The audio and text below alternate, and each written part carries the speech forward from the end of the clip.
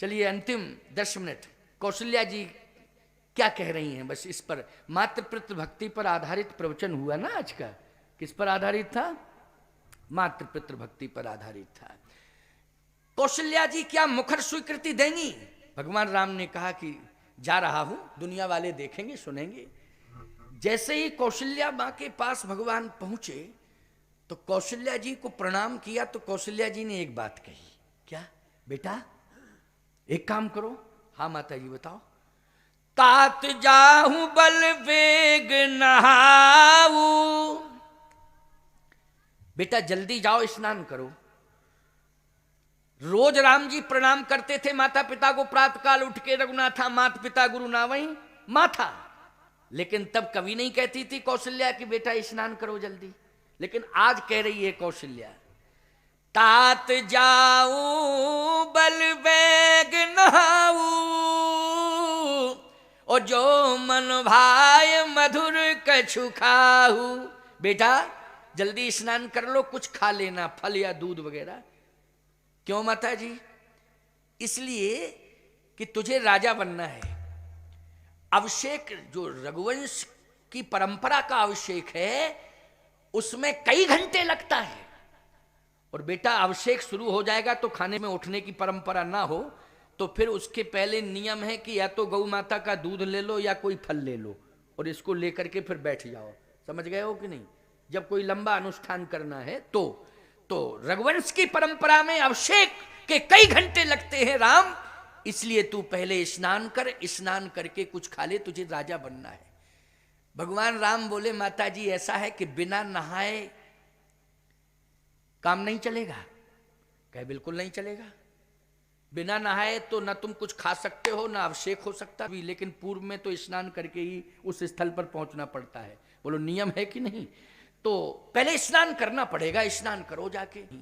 भगवान राम ने कहा कि राजा बना जाता है तो स्नान नहीं किया जाता। बोले परंपरा यही है।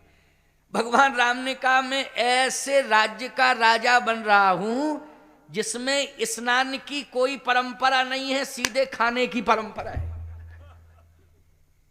कौशल्या जी ने कहा कौन सा ऐसा राज्य है? कौन सा राज्य? तो राम जी बोले पिता दीन मोहि कानर राजू और जहीं सब भांति मोर बड़काजू। पिताजी ने मुझे जंगल का राजा बनाया है और जंगल का राजा सिंह होता है। सिंह को किसी ने नहाते नहीं देखा, खाते देखा। अच्छा बोलो सिंह को नहाते देखा किसी ने? लेकिन खाते जरूर देखा, शिकार करते हुए देखा होगा, नहाते नहीं देखा। मुझे जंगल का राजा पिताजी ने बना दिया है, इसलिए माताजी नहाने की जरूरत नहीं है। आपको मैं प्रणाम करने आया हूं, आज्ञा दो, आशीर्वाद दो और मैं जाऊं।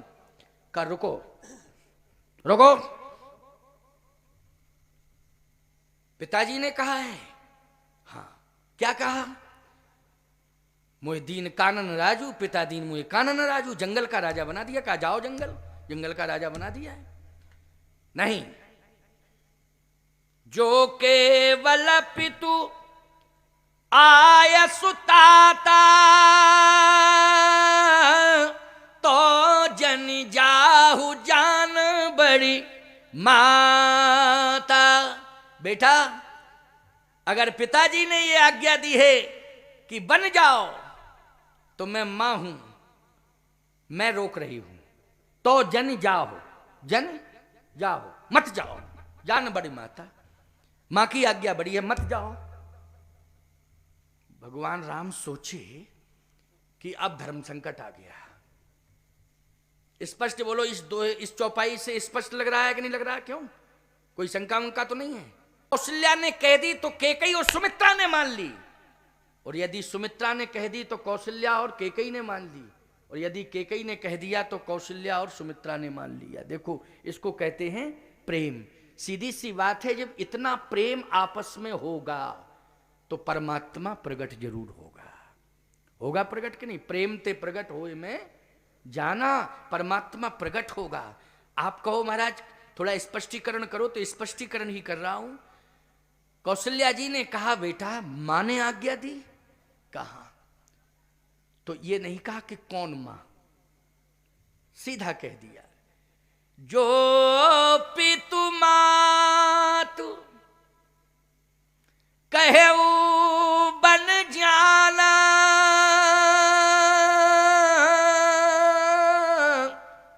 बेटा यदि पिता के साथ मां ने आज्ञा दी है तो दूर क्यों खड़े हो, मेरे पास आओ। और जैसे राम जी पास पहुंचे तो बाहुओं में भर लिया, राम को हृदय से लगा लिया। एक हाथ से राम को हृदय से लगाए हुए हैं और दूसरा हाथ राम के मस्तक पर रखे हैं। और क्या कह रही हैं कौशल्या जी? आशीर्वाद दे रही हैं, जो पितु मातु कहे वो बन जाना, तो कानन सत्य अवध समाना। हे बेटा, यदि माता पिता दोनों ने आज्ञा दी है और दोनों ने बन जाने की आज्ञा दी है, तो आज मैं तुम्हें आशीर्वाद दे रही हूं कि बेटा वो बन 100 अयोध्या के समान तुम्हें सुख प्रदान करता रहेगा। ये मेरा आशीर्वाद है, आशीर्वाद लेकर के जाओ। बोलो भाई, आशीर्वाद देकर के विदा किया कौशल्या जी ने कि नहीं किया? अब एक बात अंतिम और है, इसको सुन लीजिए, बस अंतिम 5 मिनट की बात है। जैसे ही राम जी प्रणाम करके चल दिए, उसी समय आवाज आई, आकाशवाणी हुई। आकाशवाणी ने कहा, कौशल्या तुम राम की मां हो, भावुकता में संतुलन नहीं खोना चाहिए। अगर केकई ने कह दिया है तो केकई की बातों में तुम आ जाओगी, इतनी भावुक हो गई हो। मां का हृदय, जन्म देने वाली मां का हृदय कठोर नहीं होना चाहिए, इतनी कठोर हृदय मत बनो, राम को रोको अभी। जैसे ही आकाशवाणी हुई तो कौशल्या जी कहती हैं, राम रुको। अब राम जी रुक गए। देखो एक बात बताएं, सत्य और धर्म परीक्षा लेता है। क्या करता है सत्य धर्म? परीक्षा लेता है। ऐसे थोड़ी कि सहज रूप से आप अपना सत्य और धर्म का पालन करते रहेंगे। परीक्षाएं होंगी बीच बीच में, उन्हें पास होना है तुम्हें, समझ रहे हो कि नहीं? और पास होने के लिए कोई भी विद्यार्थी पास तब होगा जब वो अपने विषय में अपने विषय में दक्ष हो जाएगा। क्यों भैया? अपने विषय में जब वो दक्ष होगा वही विद्यार्थी पास होगा। यदि वो अपने विषय में दक्ष नहीं है, उसने अपने विषय को ठीक से पढ़ा नहीं है, समझा नहीं है, तो वो फेल हो जाएगा। हो जाएगा कि नहीं? सत्य और धर्म के मर्म को पहले ठीक से समझो, तभी तुम खरे उतरोगे, नहीं तो फेल हो जाओगे, बिना समझे फेल हो जाओगे। और बोलो, सत्य और धर्म का मर्म समझाने वाली अगर कोई पाठशाला है प्यारे, तो यही है जिसके सामने आप सब बैठे हुए हैं। यही एक पाठशाला है जो सत्य और धर्म की शिक्षा देती है। इसमें बोलो, पढ़ाई जा रही है कि नहीं पढ़ाई जा रही है? ये क्लास ही तो ली जा रही है कि सत्य धर्म पर कैसे चला जाता है। इसी के लिए तो 2-2, 3-3 घंटे से बराबर क्लास ले रहा हूं। कई दिन का शिविर चल रहा है। सुनिए, रोक दिया। आकाशवाणी हुई कि रोकिए रोकिए। कौशल्या जी ने कहा रुको राम। राम जी ने कहा अब धर्म संकट आ गया, अब क्यों रोका? जैसे ही भगवान राम वापस हुए तो भगवान राम ने, क्या बात है साहब, प्रभु की लीला। उसी समय प्रभु ने अपना दूसरा स्वरूप प्रकट कर दिया। दूसरा स्वरूप, रामो विग्रहवान धर्म। वाल्मीकि जी कहते हैं राम ही धर्म है, धर्म ही राम है। रामो विग्रहवान धर्मा, राम धर्म के स्वरूप हैं। उसी समय भगवान राम ने जैसे मुड़ के मां को देखा तो भगवान ने एक लीला कर दी कि अपने बगल में एक दूसरा स्वरूप खड़ा कर दिया। वो था धर्म। वो क्या था? धर्म था। तो एक तरफ राम खड़े हैं, राम के बगल में धर्म खड़ा है, और भगवान राम धर्म से कह रहे हैं कि अब मेरी मां को किसी तरह से तुम प्रभावित करो, समझाओ। राम का ही वो स्वरूप है, लेकिन धर्म से कह रहे हैं। तो याद रखना, धर्म रोता, चीखता, चिल्लाता सीधा गया और मां कौशल्या के चरणों में गिर पड़ा और कौशल्या मां के चरण पकड़ लिए। कौशल्या मां ने कहा, तुम कौन हो? कौन हो तुम? धर्म कहता है मैं धर्म हूं। अच्छा, तुम रो क्यों रहे हो? कहा इसलिए आप अपने बेटे को रोक रही हैं। बन जाने से आप अपने बेटे को रोक रही हैं। इसलिए आज मैं प्रकट हो गया हूं आपके सामने और एक भीख मांग रहा हूं कि मेरी प्राण की रक्षा करो, मेरी रक्षा करो, मुझे बचाओ, मुझे बचाओ। तुम्हें कौन मार रहा है? तुम्हें कौन नष्ट कर रहा है? कहा जितने भी राक्षस पैदा हो गए हैं वो धर्म को ही नष्ट करने में लगे हैं। बोलो, राक्षस किसको नष्ट करने में लगे हैं? धर्म को नष्ट करने में राक्षस लगे हैं। हे मां, अगर आप राम को वन में राम को आप अयोध्या में रोकती हैं तो धर्म संसार से चला जाएगा और सदा सदा के लिए चला जाएगा। और यदि आप राम को वन भेजती हैं तो धर्म इस संसार में सदा सदा के लिए रह जाएगा, सदा सदा के लिए बच जाएगा, इसका अस्तित्व सुरक्षित हो जाएगा। अब आपको निर्णय लेना है कि राम को अयोध्या में रखना है या राम को वन भेजना है। गोस्वामी जी कहते धर्म स्नेह उभय मति घेरी। मानस की चौपाई है कि नहीं है? धर्म स्नेह उभय मति घेरी, भई गति सांप छछूंदर केरी। धर्म स्नेह, श्री राम पुत्र के रूप में खड़े हैं, ये स्नेह का प्रतीक। राम धर्म के रूप में खड़े हैं, ये धर्म और सत्य का स्वरूप। बोलो, है कि नहीं? अब करना क्या है, डिसीजन क्या लेना है? जैसे सर्प के आगे छछूंदर आ जाए। छछूंदर छत्तीसगढ़ में क्या बोलते हैं? छछूंदर ही बोलते हैं। सर्प के सामने छछूंदर आ जाए और सर्प चूहा समझ करके उसको पकड़ ले और मुख में रख ले। अब प्यारे धर्म संकट में फंस जाएगा वो। कैसे? अगर सर्प छछूंदर को अंदर करता है तो मरता है, और यदि उसे बाहर करता है, छोड़ता है, तो अंधा होता है। अब बोलो भाई, सर्प का मरना तो मरना ही है, अंधा हो जाए तो भी मरना ही, मरने से बदतर है।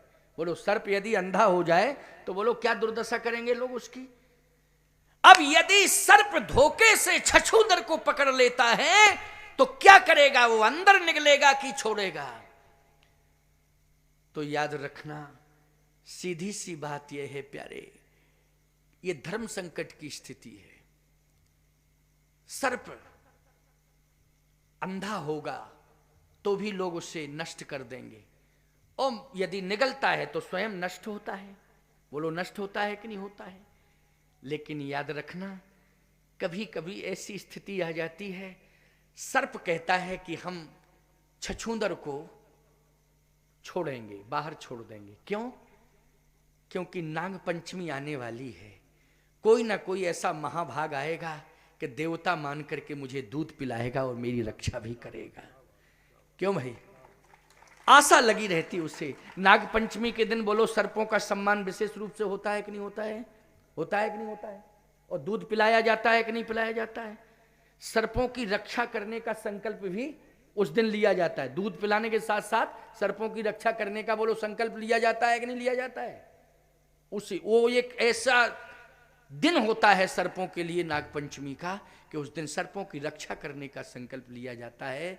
तो कहा कि अगर मैं मोह के कारण राम को अयोध्या में रखती हूं तो धर्म सदा सदा के लिए चला जाएगा। कौन सोच रही है ये? कौशल्या मां सोच रही हैं। अगर मैं मोह के कारण राम को अयोध्या में रखती हूं तो धर्म सदा सदा के लिए चला जाएगा। और कौशल्या, अगर तू राम को वन भेजती है तो धर्म सदा सदा के लिए सुरक्षित हो जाएगा। मैं जिस कुल की कुलवधू हूं उसमें संतान और संपत्ति को प्राथमिकता नहीं दी गई है। जिस कुल की कुलवधू बन के कौशल्या तू आई है, उस रघुवंश में, उस कुल में, उस रघुकुल में प्राथमिकता सत्य और धर्म को दी गई है। इसलिए आज मैं सत्य और धर्म को प्राथमिकता दूंगी। आज मैं संपत्ति और पुत्र को प्राथमिकता नहीं दूंगी। और राम जी के मस्तक पर हाथ रख दिया, कहा बेटा सत्य और धर्म की रक्षा के लिए। अरे तुम अभी तो 14 साल के लिए बन जा रहे हो, और यदि बेटा लक्ष्य 14 साल में भी अगर पूरा नहीं होता है तो सत्य और धर्म की रक्षा करने के लिए तुम 14,000 साल तक वन में बने रहना, लेकिन धर्म और सत्य को सुरक्षित करके लौटना। ये मेरा आशीर्वाद है। तो ईमानदारी से बताओ, मौन स्वीकृति दी बन जाने की कौशल्या जी ने कि मुखर स्वीकृति दी? बोलो, मुखर स्वीकृति हो गई कि नहीं हो गई? और 10